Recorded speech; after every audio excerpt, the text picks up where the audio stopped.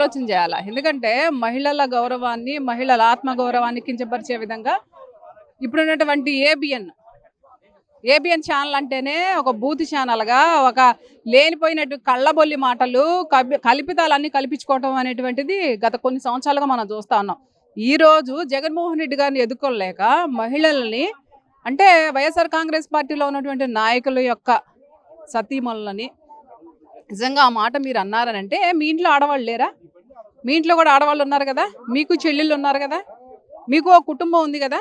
మరి అట్లాంటివి కాకోకుండా మీరు, ఎందుకంటే ఇదంతా కూడా డైవర్షన్ అనమాట. ఏదైతే అమరావతి అనేటువంటి ఒక భ్రమరావతిని మీరు చూపిస్తున్నారో రాష్ట్ర ప్రజలందరికీ కూడా, దాన్ని డైవర్ట్ చేసి ఏదో విధంగా విధ్వంసాలు సృష్టించడానికే మీరు యొక్క ప్రతిపాదన అనేటువంటిది రాష్ట్ర ప్రజలందరూ కూడా క్లియర్ కట్గా అర్థమవుతోంది.